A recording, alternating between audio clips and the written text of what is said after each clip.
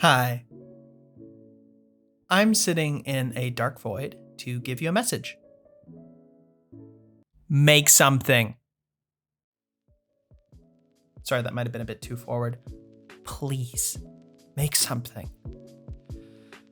Okay, I've done a lot of reflecting on what's important to me recently, and I realized that I really want to support and nurture creativity in the world somehow. Both creative industries and individuals are very important to me, and right now I've been seeing them suffer a bit. So this video is me trying to be constructive with that negative energy and help by telling and hopefully motivating you how and why you should make something. Because I believe it is a collective good for human mental health, culture, and God, even the economy. Genuinely, making things is just so helpful for just everything. All right, I'm getting a little bit ahead of myself. I'm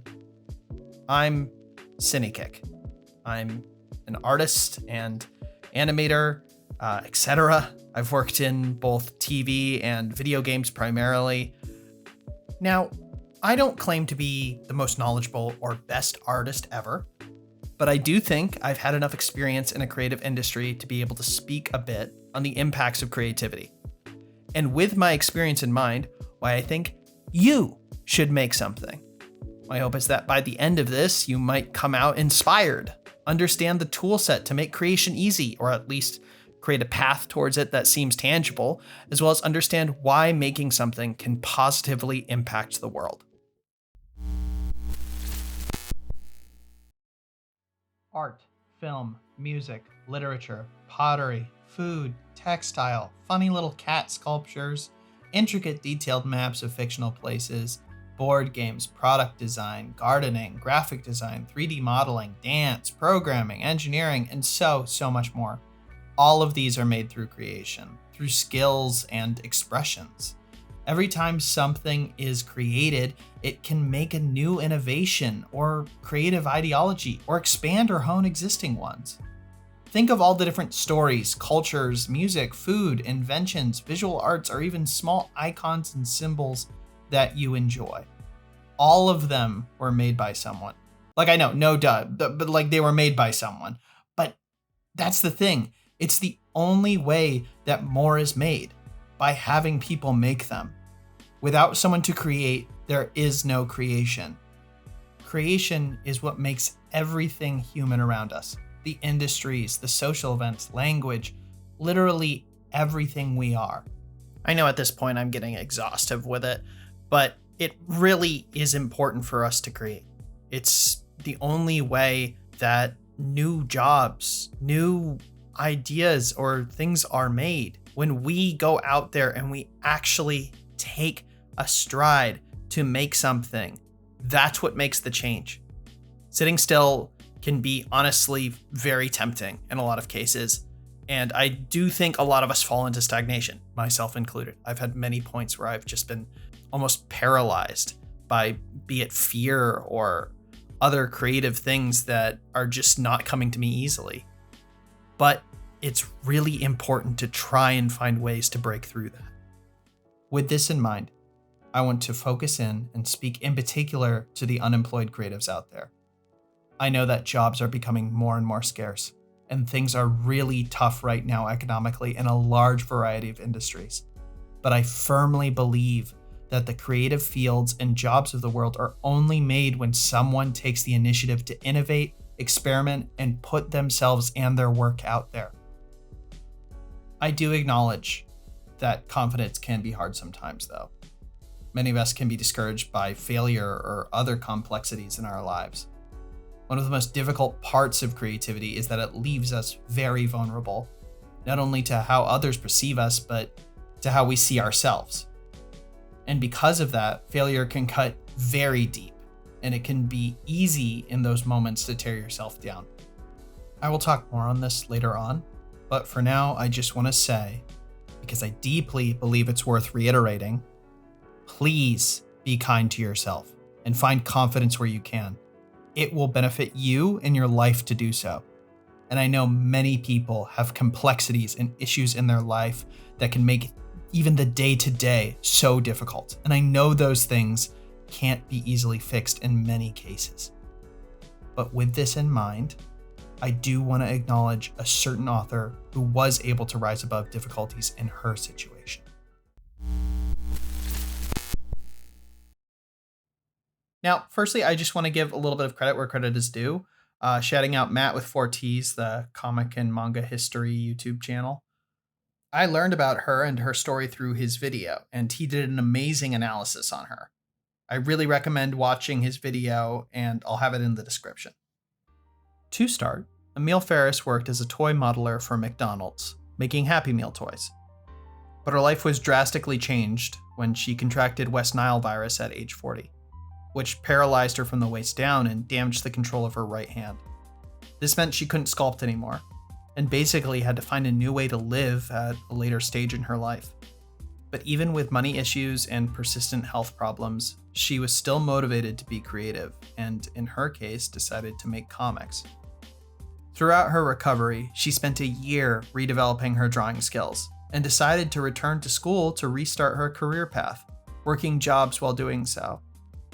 During this time, she continued to struggle with her illness, but learned to draw again, earned her BFA and MFA, and worked hard to make something and hopefully get her work published.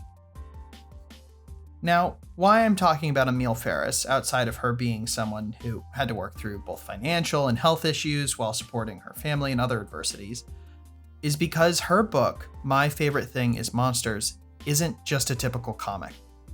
It has this fantastical use of what feels like stream of consciousness art and creation, mixed with this really compelling underlying story within it. It's experimental and intriguing, with a narrative that pulls you in like you're on an investigation, reading someone's personal thoughts and gleaning the story through their reflections. Because of this, I can honestly see why she initially had trouble finding a publisher. It can be hard to sell something that leans towards the avant-garde, but she fought to get her vision published regardless, and rose against that rejection, eventually becoming renowned for her work once she found a publisher that recognized her vision. She had an idea, one outside of a more safe or neutered format, and she saw it through to the end. In short, I believe she respected her vision and her work. This is something that she wanted to make, and she worked hard with perseverance to do so. To me, her story is an admirable one, showing that someone later in their life, forced through illness and hardship, could redefine themselves and their work, and make something amazing for the world to enjoy. Her story makes me believe that anyone with enough love, confidence, and attention towards their work can truly make it. To end off this section, I think she puts it best. Right? Like, I bet you 30% of you have a dream that you only approach at night. And there's things you want to do in life that you're not sure you can do. But I'm here to tell you, not only can you, but I will come to your house and I will kill you if you don't. You think I'm joking? That's the funny part. I'm not. Please check out Emil Ferris's books as well as her interviews if you can. I really recommend them.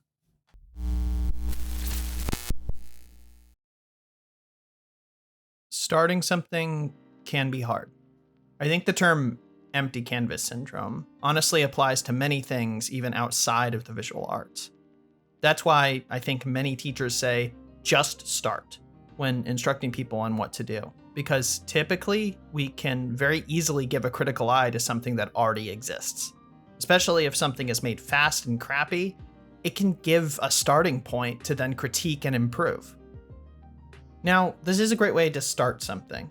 And if you ever feel that empty canvas syndrome feeling, I really do recommend just starting, just making something, because I think it does work. But I think there can be a more constructive way to starting something as well. I personally recommend research. Now, I think some people have an adverse reaction towards research when making something, voicing things like, I don't want to copy what someone else has done, or I need to be original. And I do get where those are coming from, and I don't want you to plagiarize, obviously, but I think it's also a misunderstanding of what originality is. Now, let me just state that this is an opinion. This is my opinion. So I may be wrong about this, but I believe everything is derivative of something. Artists learn from masters. Artists learn from nature. We understand symbols and ideologies from even how we grow up. Things important to us are learned. They may come from contemplation, love, or even hatred, but they come from somewhere. And in my opinion, it's worth respecting that. So think about what you want to make. Respect its history, and then impart your own touch. Find subjects you admire, and then try to imagine, if you could, how you'd make them better.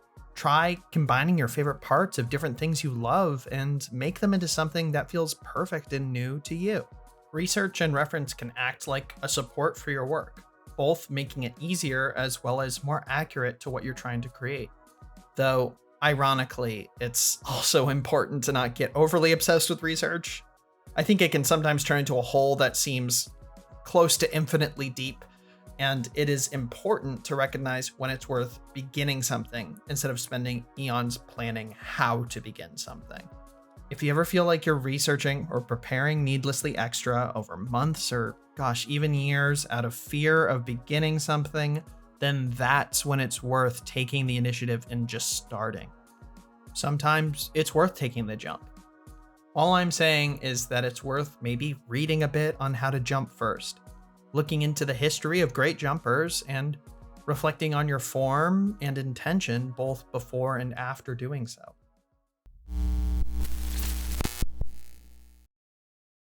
Creating something and even the process of creation can be extremely rewarding. Seeing the fulfillment of an idea is so satisfying, but it can also be an arduous process without proper planning. That's why I think it's worth considering the scope of your work. To boil it down, it's basically, are you making a large, expansive project, or are you making one that is smaller and something that is more bite-sized in its approach? Larger projects with impactful imagery or messages can be extremely appealing, and if you feel prepared and practiced enough, they can be more than worthwhile. But I also think there is something special about the small projects as well. They can lead to growth and understanding of the limitations of one's own abilities, and they can be just as valid as larger projects in many cases, with an impact that can be just as satisfying. So when we use smaller projects as a kind of practice and self-reflection, I do think that a lot can be gleaned from it. Making small projects can open up a variety of paths to adapt into larger ones. Or it can allow a low-risk way to test out different, possibly more experimental directions, and if you dislike it in the end, allow you to move on with a bookend to that idea and not having wasted too much time. I also think when we experiment in this way, even if something is a failure in our eyes, we usually are able to come away with something that lengthens our perspectives, something that allows us to adjust our focus or our creative process and make things we more thoroughly enjoy in the future. All right, I'm reading my script right now, and I just realized I've gone on a massive tangent in this next section. But I think maybe it's entertaining, but it is on subject, and I think I do get my points across still. So I'm just fair warning, I guess, before I get into it. So basically, I love adapting or changing something I dislike. When you adapt something that you feel is bad or imperfect, it can be a weirdly strong motivator to make something great. One of my favorite examples of this is the new Planet of the Apes prequels. Now, I know this seems ironic, since you're probably thinking, like, the old Planet of the Apes movie? Is this like adapting it into prequels? Isn't that movie really beloved and by like a lot of people in cinema history? And yeah, I'm not talking about adapting that movie. I'm talking about the original prequels. What a lot of people don't know was there was actually an original prequel trilogy to the Planet of the Apes movies, and they were awful. They were so bad. Weirdly, I feel like the mass production of bad sequels or prequels is seen as a new thing, but God, were people back in the day making the most wild and uninteresting sequels to so many different properties ad nauseum. And at the time, the original prequels felt like a byproduct of this exhaustive, hollow franchising. Anyways, cut to me as a kid. Netflix just came out. Not Netflix, the streaming service, Netflix, the DVD service. And my dad wanted me to watch a lot of old cinema in general. So we watched all of the Planet of the Apes movies when I was a kid. And I honestly really enjoyed the Universe of the Apes and even the crappy sequel a bit. But I hated the prequels so much. The series was already losing steam with the sequel movie, but the prequels felt convoluted and disinteresting, with weird time travel plots and paradoxes, and at its base felt extremely half-baked. So when I heard they were remaking these movies, I was extremely surprised. Now, let me just say, I'm not saying these newer movies are the best thing ever made, but God, sitting in that theater as a teenager, watching a movie that improved so much from its original was incredibly satisfying. I especially love Dawn of the Planet of the Apes, which is the second movie, just to clarify. Yes, I know it's confusing because the naming conventions are so weird, but I kind of love that they just kept that same weird, extremely long naming convention that like the old ones did. Because it's there's something weirdly satisfying about that. But anyway, I really do love Dawn. It kind of cemented this feeling of like, oh my God, this can actually be like really well executed. And a prequel can exist in this way. So in reflecting of all of this, basically what I'm trying to say is that deep in my heart, I really hope that more remakes are made of crappy things, because I feel like so many studios and individuals are so focused on remaking things that are already fine as they are, when it could be so much more entertaining to remake something that can so clearly be improved. Almost all filmmakers talk about how when they start a film, it can be a bit disjointed and struggle in the storyboard or script, and it takes time for things to come together. So I think this kind of adaptation of something crappy can be seen as almost an expedition of this process. So after all this mild ranting, I want to wrap back around to scope. What I'm trying to say is don't be afraid to make small crappy things. The more small projects you make, the stronger your technical skills, taste, and pipeline will become. You get better and faster over time because you are exercising that skill. Focusing on one big project can allow for refinement, but it can also hinder experimentation and growth if you start with something without proper experience or experimentation first, and you lose out on the possibility to expedite your technical and creative skills. But what I'm trying to say is make mistakes, try things out, reflect and adapt your work, because eventually you might make or discover something so great or so bad that it motivates you on an emotional level to make something truly amazing. Outside of just making something, there is also the factor of motivation and support. I do think confidence can get you a good amount of the way there creatively, but it's also important to have community and mental health resources to support you as well. To start, I believe community is incredible in terms of supporting creativity. Being surrounded by supportive peers with like-minded goals and inspiration can be one of the best ways to grow and improve the things we make. It can create motivation and understanding, as well as connection and validation in what you do. An ideal community is supportive, friendly, and group motivating. Many creative fields also require collaboration to be done properly, so I very much recommend trying to find that kind of community to also build those kinds of skills.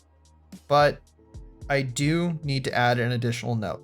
One I believe is important, and I will say this will probably come off as a strong opinion, but this is also coming from my experience being part of creative communities and projects in the past. And I mean this in the kindest way that I can. But I think many of us need to work on our social and collaborative skills. I think it's common for creatives to develop some sort of an ego, usually due to the fact that we have to put a lot of who we are into our work, and by the end it can be hard to detach ourselves from it, which can sometimes make us arrogant or fragile. These traits can make it hard to work with others, and because it's so common, I do think it's good to check in and see how you operate as a person in a social setting. I also have personal experience with this, where at times I've been rude, defensive, and/or mean in some group environments. It was something I didn't even know I was doing until a friend approached me to talk about it. And I was honestly grateful towards them for talking to me, as well as a bit embarrassed, because this was a reflection of my actions that I needed to have. I really didn't know I was making people feel that way.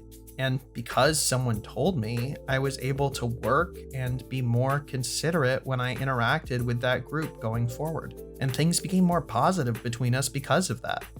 When I more closely acknowledged my actions, I felt a difference in social settings as a whole as well, finding myself working better with people overall and having stronger connections and collaborative environments because of that. Nowadays, I try to put more effort into being constructive and supportive in a positive way towards my peers. At the time, I needed to recognize the way I was acting and how it was affecting others, and honestly, how it was affecting myself as well. It's something I'm better at now, but something I'll probably always be working on. So why I'm bringing this up is because it can really impact a group setting in a negative way if not addressed properly. I've watched some communities almost completely fall apart due to some people creating toxic or chaotic environments in a work or social setting. I've also myself on projects had to personally have some difficult conversations with people who were causing issues in this way, which is never fun, but I do think it's necessary. I also would like to point out that I feel like most people who create these issues in these kinds of situations don't usually know who they are. So to speak a bit broadly, I think it's important for each of us to check in and see how we interact with others, especially those in communities we'd like to get close to and collaborate with. Additionally, let me say this part with my full chest. I honestly believe there is absolutely no harm at all in looking up social tips and tricks to work better with people, or studying how to best interact in a team environment. You can even open up dialogues with specific people you trust and want to work or interact with, and see how things are feeling, and if there's any way to improve the interactions between you and them. Creating this kind of effort and dialogue with those around you will only create a more positive environment. Also, I want to clarify, I'm not trying to breed insecurity here. I urge you to remain confident in your work and actions. I'm just saying remember to be considerate as well. And if you don't see consideration or positivity in a community reflected back towards yourself after applying effort to connect, it's more than all right to move on as well. There's a vast variety of wonderful groups of people out there. And if you're putting in the effort to be kind and supportive, I'm sure you'll connect with one eventually. Now, after speaking in consideration of others for a bit, I want to pivot and talk about considering yourself. How are you? How have you been? Do you often check in with yourself? Life can be stressful sometimes, even for no reason. Sometimes stress can even stop us from doing the things we love. It can also, if left to fester, put us in the worst place possible. Sorry if that's was a little macabre, but it's also true. Now, I know that people have an aversion to therapy sometimes, and you know what? I think that's fair. Therapists are human, and as previously pointed out, sometimes humans can be unsupportive or toxic in their actions without even knowing. I've definitely had my fair share of therapists that even made me feel worse coming out of the session than when I went in. But similarly to people, there are also good ones. I had a therapist at one point for around 2 years that helped me out in a way no other person or mental professional had. And they genuinely helped me come to a better place in my life. Now, obviously, you don't always need a therapist. Sometimes mindfulness can be more than enough, checking in or meditating when you need it. But if you feel things persist and you have feelings of stress every day, or you're depressed, sad, or in crisis, I do recommend reaching out to a professional. And it can sometimes be a long journey, but it's honestly worth it. Also, I want to vent out some resources that actually helped me in the past, because I honestly hate how hard it was for me to actually find a good therapist. Firstly, I recommend finding a clinical social worker or someone with clinical social worker experience. These are basically therapists with significantly more experience, and in my opinion, have been much better on average. I recommend finding ones that focus on either your mental health goals or interests. For example, there are therapists focusing on helping LGBTQIA or those dealing with ADHD. I also recommend doing a trial session or interview with someone first. Talk with them and see if you like them. And if you don't like them or their vibe, move on and try someone else. Don't be afraid to move on from a bad interaction, and don't be discouraged by it. Sometimes people just don't get along. I also recommend talking to a psychiatrist in a large hospital or well-regarded facility. They usually, in a few sessions, can give you a good direction on where to start on your mental health, as well as give you good recommendations for therapists/clinical social workers. Sorry if this section felt like a lot of information. I just felt like if I said, just check in with yourself and seek help if you need it, was a bit reductive. And these are things I wish I knew when I was younger. But yeah, also take breaks, socialize, go outside when you can, as well as experiment and research with what works for you as a de-stress/coping mechanism. If things like music or certain environments help, use that to your advantage. Overall, try to find people you connect with. Take proactive approaches to understanding conflicts or issues in your life, and take care and be kind to yourself.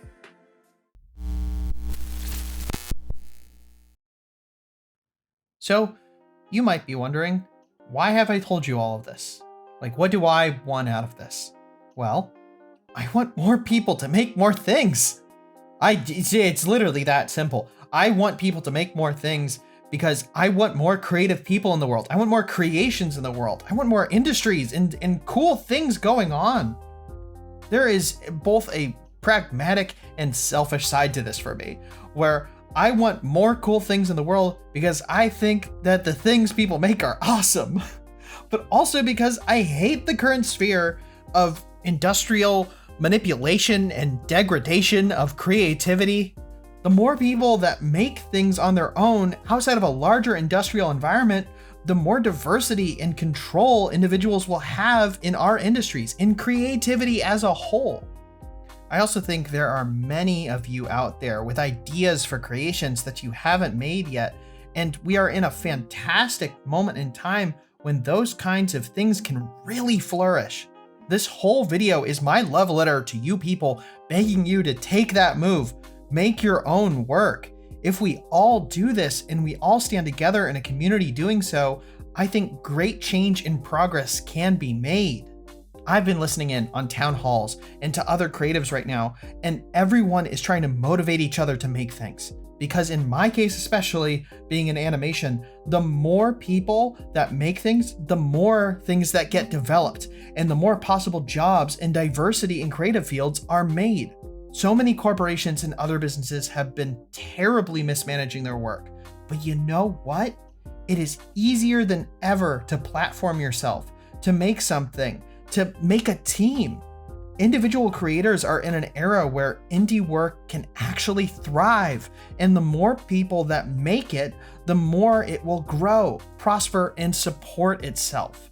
Also, I like cool stuff, and I want to see more cool things. And so many of you out there are holding on to ideas that you know in your heart are some of the coolest things out there. And how else are they gonna be made if you don't make it? All right.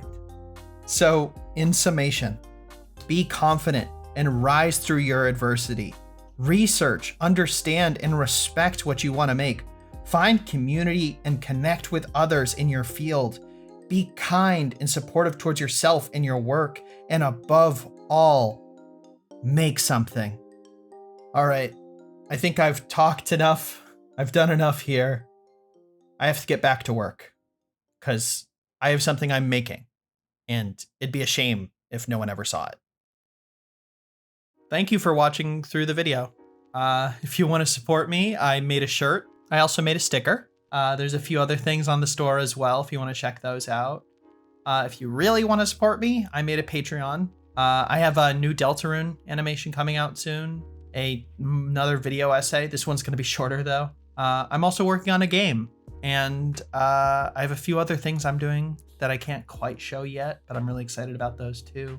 But yeah, thank you. I really appreciate it. If you sat through all of this too, I appreciate it even more. All right.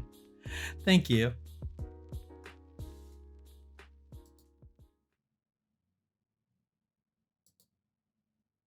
Oh, now you're sitting through me clicking through Audition and turning off the audio now.